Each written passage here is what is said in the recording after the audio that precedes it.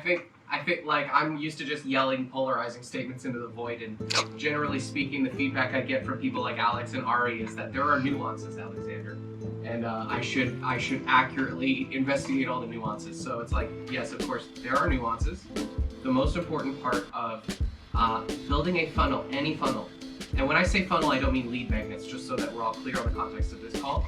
When I say all of our jobs is to get to the point where we've got a funnel that produces customers, I don't mean a lead magnet.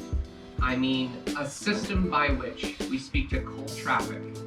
We drive them through a series of actions and they ultimately book a discovery call, or they land on an order form and they give us money. So start to finish, cold to dollars. The most important part of that is that people actually want the offer. Marketing will never outperform a bad offer. You can never outmarket a product nobody wants, and you can never outmarket a product that you don't know how to communicate in a way that they want. The most important first step to any marketing funnel is enrolling somebody into giving you their money.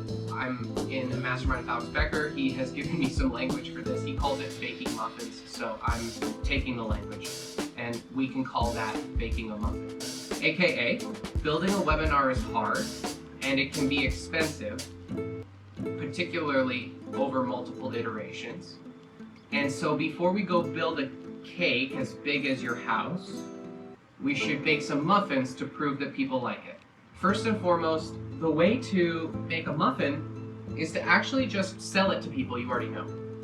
So his response to me was, Alex, people who are just starting can't just go to a webinar funnel, it's expensive, they have to do organic. That's true. Like, you need to take the thing you're selling, package it as if it's real, go talk to 10 to 100 people, and before you've even made it, hop on a sales call, pretend that you have it, and get them to the point where they're actually willing to give you their credit card. And if you get to the point where somebody's willing to give you their credit card because they think it's real, then you know it's worth building a funnel around.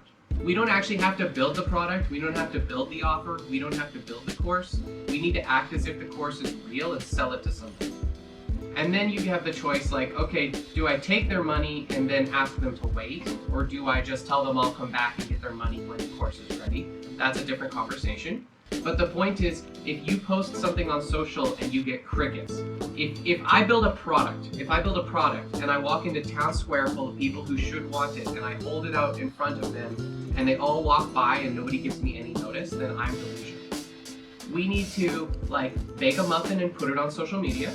We need to bake a muffin and try to get people on sales calls with us. And the minute we have evidence to support that people are not just willing to, but they're relatively eager to buy, then it's worth building a funnel around. And then from that point forward, I would have a very single-minded trajectory, which is at this point, build a webinar and run cold traffic until you get the offer right. Because the process of building a webinar, the process of refining a webinar is actually the process of refining the communication of the offer.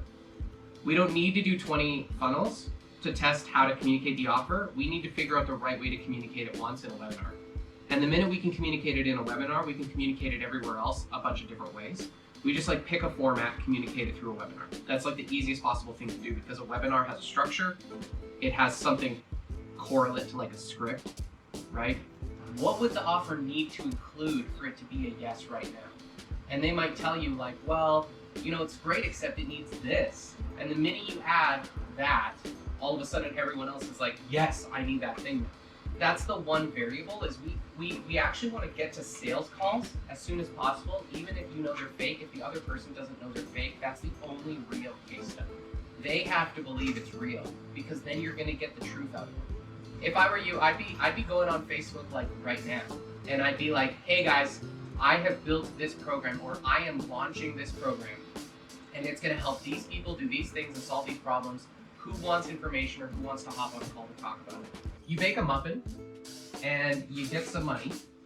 Ted McGrath will do something like an ad to a $47 product, to a I don't remember it exactly. I think it was $47 to a $2,000 product. And if they did a pay in full, they would get on a call to buy a $9,000 product, which leads to an event on the back end. They would then sell a $40K product. and he's apparently killing it with this model. And this is complicated as all. And I'm not for or against it. I'm just saying it's complicated. And so good for Ted. He's making lots of money. He built a complicated system. For the rest of us, if we can't run an ad to a landing page, to watch a webinar, to then book a call, and have them immediately give us money, which is ROI positive, then the offer probably sucks. Like this is a reality. Alex Moscow in our Facebook group had the whole conversation where he's like, this is complicated and it's hard for people to make money this way. That's true for people who don't have enough evidence from their muffin baking to determine clearly that people want their product. Because if people want their product, your webinar should be able to suck and you should still be able to ROI positive your funnel. That's my belief. Now, obviously, there are variables. But what we know for sure is, if the variable here goes into the negative, it's probably not really this stuff that's fucked. Because this stuff is a proven system. This stuff has okay, great. Let's change the headline on the landing page, fine. Let's change the creative on the Facebook ads, fine. Let's modify and optimize the webinar script. If we have to do all of this work to eke out a 0.5% ROI, or a 0.5 multiple, let's say, on our ROI, we're still like scraping the bottom of the barrel to make this work, which is not the game any of us want to be playing. We want to be playing the game where the product is so awesome and people want it so badly because it solves a problem people really have, that it's not hard to make money. It's just, let's say, a little bit hard to scale how much money we make. That's a better game to play than let's try to make a 0.5x or 1x return on this after we spend 2,000 hours building a webinar funnel. I don't really want to play that game. And that comes down to the offer.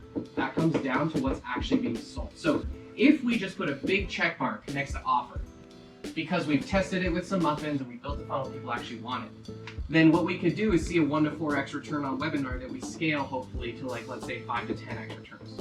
That would be like the ideal webinar funnel game. Now, to take this a step further, this is an easier game to play than this up here, because up there, for me to buy a lead for a $47 product, I would bet on this being true for Ted. We lose money on the cost of customer acquisition on the 47, and we make it back on the $2,000.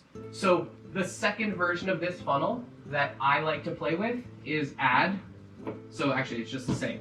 Add to landing page to webinar, and instead of going to a discovery call, we go to a sales form for $1,000 to $2,000.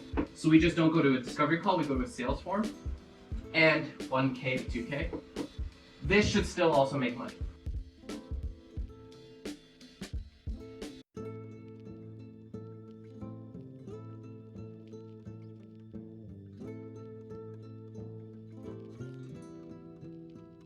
Dude, you know how was like a big dick to me that one time?